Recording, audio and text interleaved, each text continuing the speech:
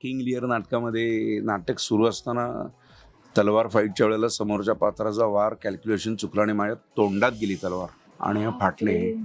तेजस्विनी पंडित जी आहे ती आत्ता हा पहिला सीन करणार आहे, तर ती हातात स्क्रिप्ट घेऊन करेल आणि तेजस्विनीनंही हातात स्क्रिप्ट घेऊन, म्हणजे मी नटसम्राट नाटक डिरेक्ट करत होतो त्यावेळेला रंगीत तालमीच्या दिवशीच माझी आई गेली.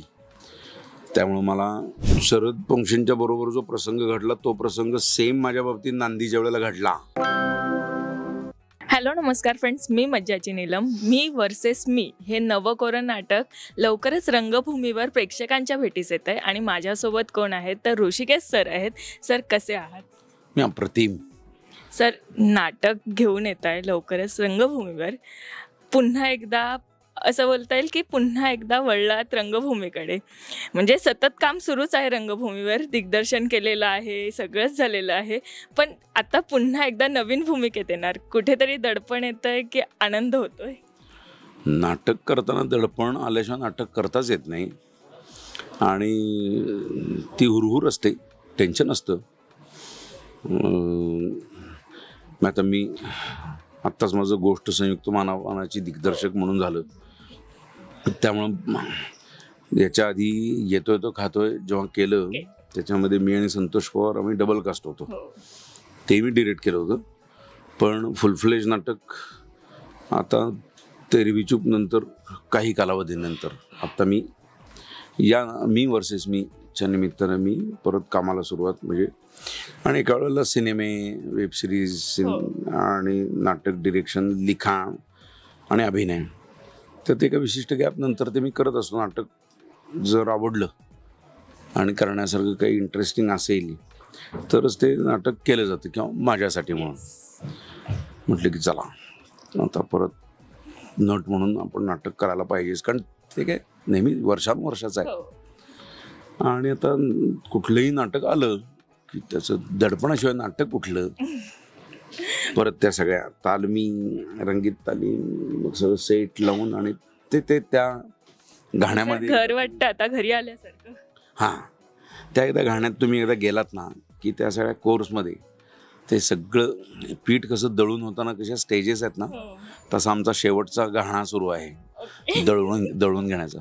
आता ते लवकरच प्रेक्षकांच्या समोर येणार आहे, तर भीती तर वाटते पण एक आनंद तर असणारच. म्हणजे काय आनंद असतोच, कारण परत या नाटकासाठी याची संहिता ज्याने लिहिली आता तोच दिग्दर्शक आहे, त्यामुळे तो जास्त त्याचं आणि पहिलंच नाटक असल्यामुळे ती अधिकची मेहनत दिग्दर्शक करतो, प्रत्येक दिग्दर्शक करत असतो.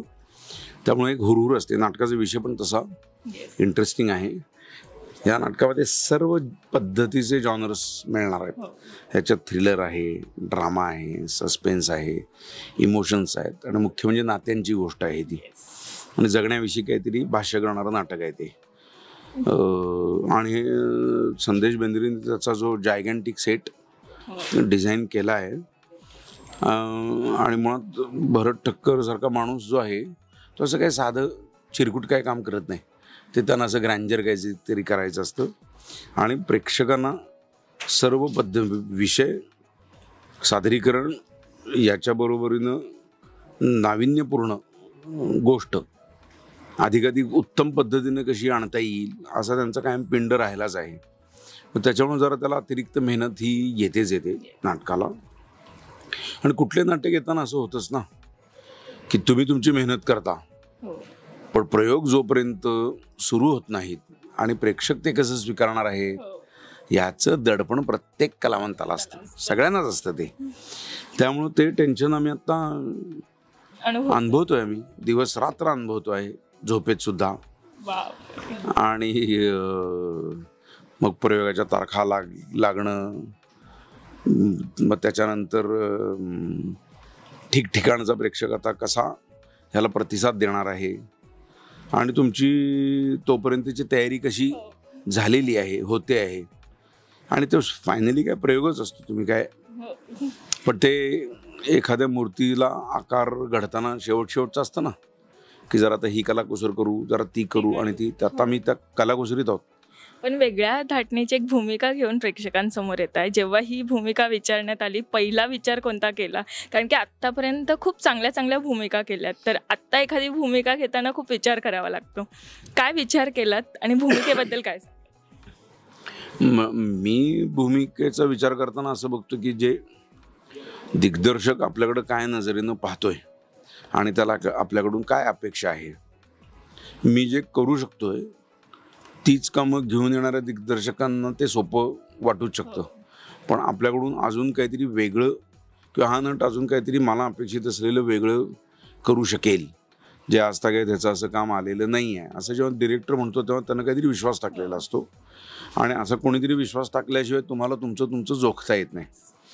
मग आता काय आहे की गंभीर पद्धतीची नाटकं ही येतात आणि विनोदी नाटकं तर येतच असतात. आता ते मी विनोदी कामं केली किंवा ती खूप पोचली असल्यामुळे तो एक विनोदी नटाचा शिक्का जो आहे तेवढाच फक्त असा मी काही कधी बसू दिला नाही. कारण माझी मुळात नाटकाची जडणघडणच सुरुवातीपासून NSDला जायच्या आधीपासूनची आणि नंतरची ही एका अत्यंत गंभीर प्रकृतीच्या नाटकांच्याच भूमिका करत आलो. आणि या विशिष्ट करून आता डॉक्टर हेगडेंची जी भूमिका आहे ही सर्व पद्धतीचे कंगोरे आहेत. ते ॲट टाइम्स अत्यंत ह्युमरस पण पात्र आहे, अत्यंत एका पॉईंटला ते गंभीरही आहे, नात्यांबाबतीत अतिशय संवेदनशील आहे. त्यामुळे प्रत्येक सीनमध्ये व्यक्तिमत्वाचे असंख्य भावभावनांचे पैलू साकारता येण्याची संधी मुळातच संहितेत लेखकानं निर्माण केलेली आहे आणि ती मी करू शकेन असा त्यानं माझ्यावर विश्वास दर्शवलेला आहे. आणि मग त्यानिमित्तानं एक अत्यंत इंटेन्स आणि ज्याचा पाठीचा कणा प्रचंड स्ट्रॉंग आहे अशा त्या डॉक्टर हेगडेंची भूमिका मी करण्याचा प्रयत्न करतो आहे. आणि मला बऱ्याच नाविन्यपूर्ण गोष्टी त्याच्यात सादर करायला मिळतात एक व्यक्ती म्हणून. आणि असं होतं ना की तुम्ही जसं आयुष्य जगता तसंच पात्र असेल तर सोपंच असतं ते, पण जे तुम्ही काही जगलेलं नाही आहात आणि पात्र जे पद्धतीचं आयुष्य आहे त्याच्यामध्ये जेव्हा तुमचं व्यक्तिमत्व आणि पात्राचं आयुष्य ह्याच्यामध्ये जेव्हा अंतर आहे तेव्हा ते चॅलेंजिंग असतं आणि ते करण्यात मजा नट म्हणून. पण सर, चौथीमध्ये अंकुर एकांकिका केलेली, त्यात मिळालेलं बक्षीस आज इथपर्यंत घेऊन आलंय असं वाटतंय? अर्थात ते मी तसं म्हणणार नाही, कारण ते काय आहे, अंकुरमधली तेव्हा मी लहान होतो आणि ते एक अंतस्फूर्ती म्हणून की आपण करू असं मजा म्हणून वाटणं. मग ते बाल्य जे असतं ते तितकंच सात्विक आणि पवित्र असतं. माणूस मोठा जसा होत जातो ना तसा तो चापलूस बनत जातो. त्यामुळे त्यावेळेचं जे काम आहे ना त्यात काय तुमचं श्रेय नाही, ती त्या वयाची निरागसता हेच त्याचं श्रेय. त्यामुळे ते मी काही काउंट नाही करत, कारण ते दिग्दर्शकांनी जसं बसवलं, त्यांनी जसं करवून घेतलं ते श्रेय त्यांचं जातं. मी फक्त उत्साहानं होकार दिला आणि I was happen to be there. आता त्यांनी मला निवडण्यामध्ये माझ्यात काहीतरी ते गुण असतील असं त्यांना वाटलं म्हणूनच ते झालं. पण ते मी कधी बक्षीस काउंट नाही करत माझ्या आयुष्यामध्ये. जेव्हा तुम्ही करिअर करता, जेव्हा तुमचा चॉईस असतो, हे माझं करिअर आहे, तेव्हा जी काय म्हणूया स्पर्धा वजा संघर्ष हा खूप टोकाचा असतो. आता ते जोडायला काय ते जोडता येऊ शकते की हां तिथपासून इथपर्यंत आपण म्हणूच शकतो ते. आणि आहे आता काय त्याच्यानंतर जाणतेपणी नाटक करणं ही गोष्ट वेगळी गोष्ट आहे आणि अजाणतेपणी केलेली कामं हे दोन वेगळ्या गोष्टी आहेत या. पण जाणतेपणानंतर जेव्हा ठरवून कॉलेज स्पर्धा, एकांकिका स्पर्धा, मग राज्यनाट्य स्पर्धा, तेव्हा तुम्हाला माहिती आहे तुम्ही काय करता आणि तुम्ही जोखताय स्वतःला. आणि तेही हौशी कलाकार म्हणून काम करणं, ते हाऊस म्हणून तो भाग वेगळा. पण जेव्हा तुम्ही करिअर जेव्हा करता तेव्हा सगळा गेम वेगळा आहे सगळा तो. मग त्याला तुम्हाला ते सगळ्या निकषात तुम्हाला बसणं आवश्यक आहे. पण हे आहेच की नंतर कधी एखादं झाड खूप फळं द्यायला लागलेलं असेल तर कुठंतरी ते जे बी आहे ते तेव्हाचं अगदीच म्हणेनच मी नाकारण्याचं काही कारणच नाही आहे.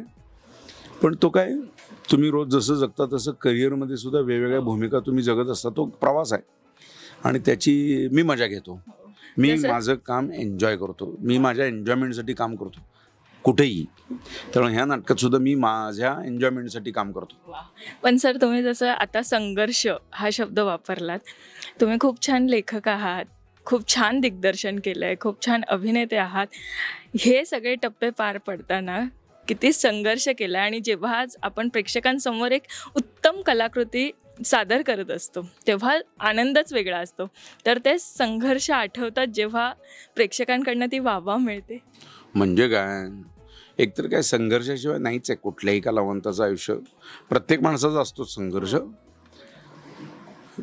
रोज नोकरीला जाणाऱ्या माणसालाही 9:53 लोकल पकडणं हा सुद्धा रोजचा संघर्ष आहे त्याला, आणि रात्री व्यवस्थित घरी येऊन. फक्त ह्या क्षेत्रात काम करण्याच्या संघर्षाचं एक वेगळेपण असं आहे, तुमचे वैयक्तिक आयुष्य, त्यातल्या घडामोडी, सुखदुःख आणि हे ह्याच्या व्यतिरिक्त ते, आणि तुम्ही जेव्हा स्टेजवरून काम करता किंवा कॅमेऱ्यासमोर काम करता, तर या क्षेत्रामध्ये तुम्हाला आनंदानं काम केल्याशिवाय तुम्ही या क्षेत्रात टिकू शकत नाही. तर स्वतःचा आनंद टिकवणे हाच मोठा संघर्ष आहे. आणि तो मी म्हणजे काय म्हणूयात त्याला, त्यात दुःखसुद्धा जेव्हा तुम्ही त्याच्याकडे तटस्थपणानं बघून एन्जॉय करू शकता ना, तेव्हाच तुम्ही या क्षेत्रात येऊ शकता. मग त्याच्यामध्ये यश अपयश वगैरे सगळ्या गोष्टी असतात. असं कधी झालंय की खरंच खाजगी आयुष्यात कुठेतरी दुःख किंवा काही ना काही सुरू आहे, पण इथे तर आपल्याला आनंदीच राहावं लागतं, सगळ्यांना आपल्याला जे आपल्याकडनं प्रेक्षक मागतायत ते द्यावंच लागतं, तर असा कोणता प्रसंग आहे जो घडलाय? खूपदा झाले तसे प्रसंग. म्हणजे मी नटसम्राट नाटक डिरेक्ट करत होतो त्यावेळेला रंगीत तालमीच्या दिवशीच माझी आई गेली. त्यामुळं मला जाऊन फ्युनरलला जाणं म्हणजे स्वाभाविकपणे सगळं थांबून मी माझ्या फक्त असिस्टंटला सांगितलं आणि मी गेलो. पण प्रयोगाची तारीख बदलणं हे शक्य नव्हतं काही. त्यामुळे मी फ्युनरल करून येऊन परत रंगीत तालमीला संध्याकाळी पोचलो, आणि परत 3 दिवसानं मी 3ऱ्या दिवसासाठी गेलो. त्याच्या दुसऱ्या दिवशी प्रयोग होता, आणि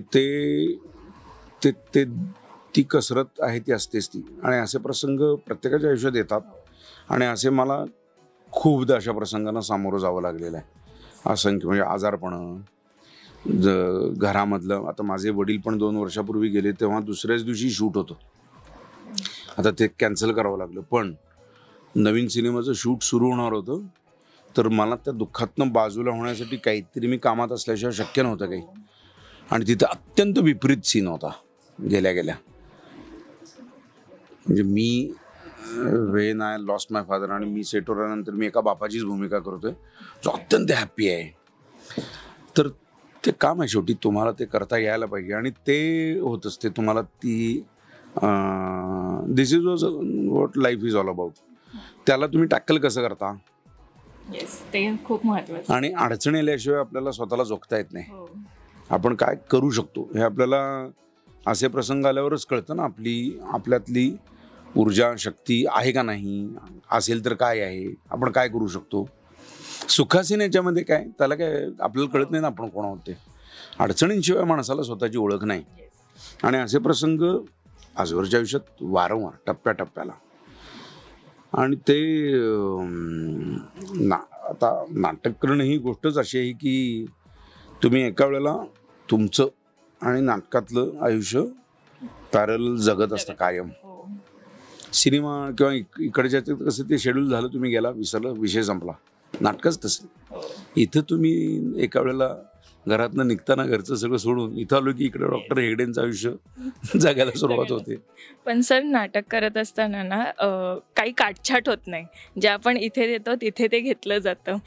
आता शरद पोंक्षे यांच्या बाबतीत नुकताच घडलेला एक प्रसंग, कुठेतरी भीती वाटते की कधी आपल्याकडनं असं घडलं तर, किंवा त्या प्रसंगाकडे तुम्ही कशा पद्धतीने पाहता? आता हा प्रश्न तू विचारलास योगायोग आहे हा. खरं म्हणजे शरद पोंक्षेंच्या बरोबर जो प्रसंग घडला तो प्रसंग सेम माझ्या बाबतीत नांदीच्या वेळेला घडला, आणि योगायोगानं त्याही वेळेला माझ्याबरोबर स्पृहाच होती.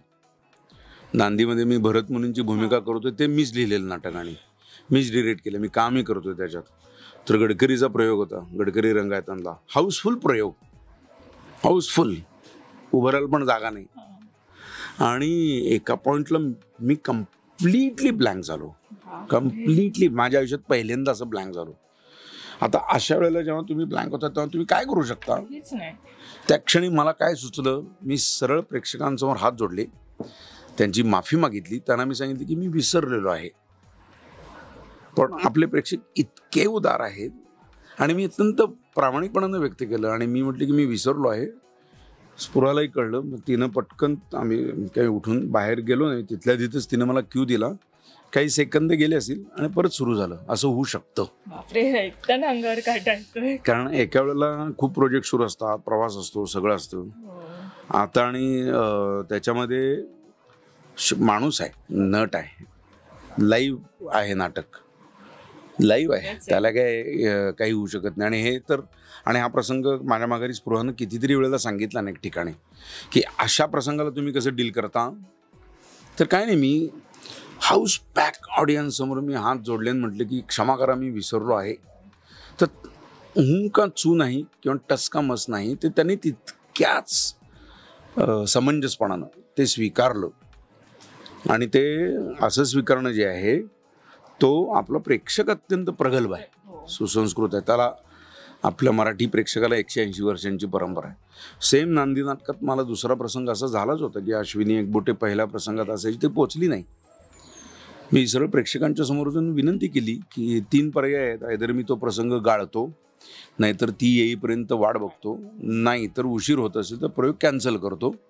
ह्या तिन्हीला त्यांचा नकार होता. म्हटलं एक पर्याय तुम्ही परवानगी दिलीत तर, म्हटलं ती पोचणंच शक्य नाही. कारण त्या दिवशी ते मिरवणुका खूप होत्या आणि प्रेक्षकांना माहिती होतं 23 जानेवारी बाळासाहेबांची रॅली बिली आणि हे सगळं होतं कल्याणला.